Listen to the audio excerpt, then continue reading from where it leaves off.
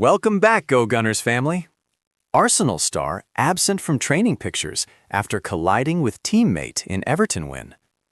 Arsenal have been back in training following the narrow Premier League win at Everton as they gear up for their Carabao Cup quarter-final clash against Crystal Palace.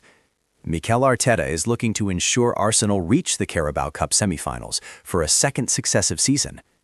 Arsenal defender Piero Hincapié was absent from Monday's training pictures ahead of the Carabao Cup quarter-final tie against Crystal Palace.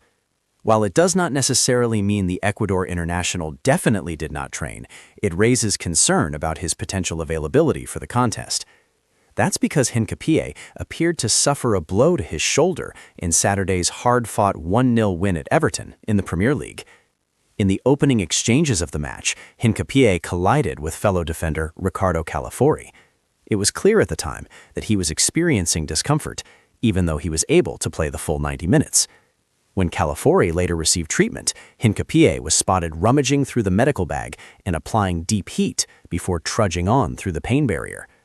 Given Arsenal already have a number of injury problems at the back, Gabriel Magalhaes, Christian Mosquera, and Ben White are currently sidelined. It begs the question whether Hincapié may in fact be rested in midweek. He's played a notable amount of football in recent weeks, slotting in at both center-back and full-back for Mikel Arteta. Youngster Marley Salmon was involved in both gym work and the session out on the grass. Salmon, 16, recently made his first-team debut when he played the final 7 minutes of Arsenal's Champions League win at Club Brugge. The teenage center-back is very highly rated and was also part of the club's pre-season tour of Singapore and Hong Kong in the summer. Arsenal could also play Calafori at center-back if Hincapié is unavailable, while Christian Norgard also has experience at the heart of defense. It's understood 19-year-old Josh Nichols also trained with Arsenal on Monday, ahead of the League Cup showdown. In midfield and attack, Arteta has a plethora of options at his disposal, and there is expected to be lots of rotation. Ethan Nwaneri is pushing for a start, while Gabriel Jesus could start his first match since suffering an ACL tear at the start of the year.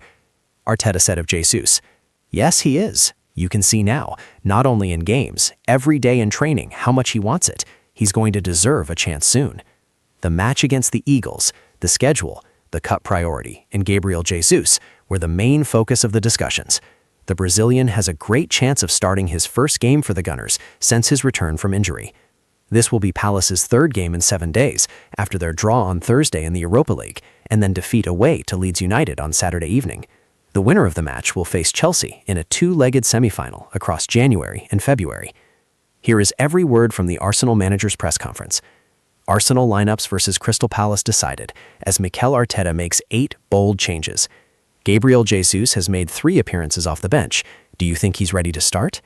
Yes, he is. You can see now, not only in games, every day in training, how much he wants it. He's going to deserve a chance soon. Have you been surprised at how sharp he's looked, considering how long he's been out? No, because I was watching when he was 7 months already on the pitch, and the way he was moving and how much he wanted it.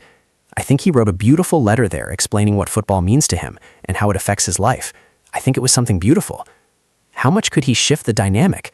Obviously, he's a very different player to Victor, for example, and Mikel Merino. How much could he shift it and maybe unlock a few players that haven't quite hit their top form? I think that's probably the biggest quality of Gabi, bringing people together, connecting with people, and generating a lot of uncertainty in the opponent. When you see him today, the amount of spaces that he was involved in, that's his biggest quality. So we need to exploit that. It's a quick turnaround for what is a really important game against Crystal Palace on Tuesday. They've played a lot of games. They've played Thursday, they've played today. How do you think that's going to affect how both teams go into that game on Tuesday? We are used to it. I think it's the only week that we had a week to prepare. It was this week. The rest, until February at least, is going to be like this. We are used to it, to face it.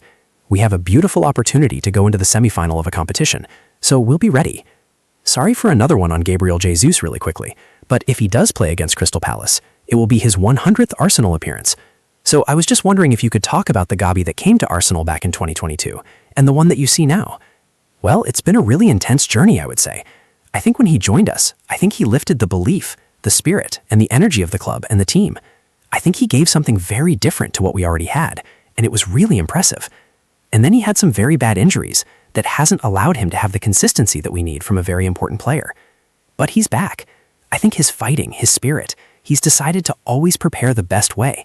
He's unbelievable. and the team has got it now, and we need to use it. With so many fixtures you have this season, how important is the Carabao Cup competition to you? Because when you look at the fixtures ahead, when will you guys get a break? Now the most important one is the Carabao Cup against Palace, because it's the next game that we have. Take it game by game. Winning and performing every game helps you for the next one. So now full focus on that. Arsenal latest. Mikel Arteta reveals players' private talks amid double transfer sweep. All of the latest news from the Emirates Stadium as Arsenal bid to end their long wait for a Premier League trophy. It's been 6 years since Mikel Arteta made the bold move to take the reins at Arsenal, despite having no prior experience as a head coach. The former midfielder and captain has undoubtedly revolutionized the club, transforming it from a team in decline both on and off the pitch to title contenders. Yet for all he has done to elevate the Gunners to their current standing as one of England and Europe's elite clubs, doubts persist about both his and his squad's ability to get over the line, having finished runners-up in the Premier League for 3 consecutive seasons. Arteta is eager to silence the doubters this season, as the festive period ramps up with games coming thick and fast, as well as a potentially useful January transfer window on the horizon. Arne Slot provides Alex Isak injury update, as Liverpool handed fresh blow ahead of Arsenal. Arsenal concern as Pep Guardiola sends fatty warning and refuses day off for Man City. Football.London now examines the manager's recent comments regarding his future at Arsenal, as well as potential recruits he could bring in. Arteta speaks on future. Arteta admits he currently can't offer his players any assurances about his future. With 18 months remaining on his contract, supporters are understandably anxious about their manager's future until he signs a new deal. It appears some of his players may harbor similar concerns as they enter contract negotiations with the club, with Bukayo Saka being one of the stars whose contract is due to expire in the summer of 2027. When quizzed about his future beyond the current contract, the Spanish manager replied, "Yes, but it is about today, and a lot of things have to happen in the next few months as well to earn the right. I think the manager has to earn the right to be here tomorrow. That's how you react, how you talk here, how you go in the dressing room, the message that you send, how much the players follow you." He added, "They do ask me, but I cannot lie to them. I don't know. It's something that doesn't depend on me. Are you really happy here? Do you feel that you have the energy and you feel you can take this club? Yes, 100%, yes. But I think it doesn't depend only on me." Elsewhere, reports claim Arsenal are eyeing a double transfer sweep. Despite their significant summer spending, caught off-site reports that concerns over injuries and squad depth have led sporting director Andrea Berta to explore options in the transfer market. The 2 positions reportedly under consideration are center defense and central midfield. Rennes' 20-year-old starling Jeremy Jacquet is rumored to be a potential January. Gueye is expected to leave as a free agent in the summer. Other defenders on their radar include Sporting CP's Osame Dione and Eintracht Frankfurt's Nathaniel Brown. In midfield, Lille's Ayoub Bouadi is turning heads with his impressive performances, prompting both Arsenal and Manchester United to keep tabs on the 18-year-old prodigy. Thanks for watching. Please subscribe, share, like, and comment.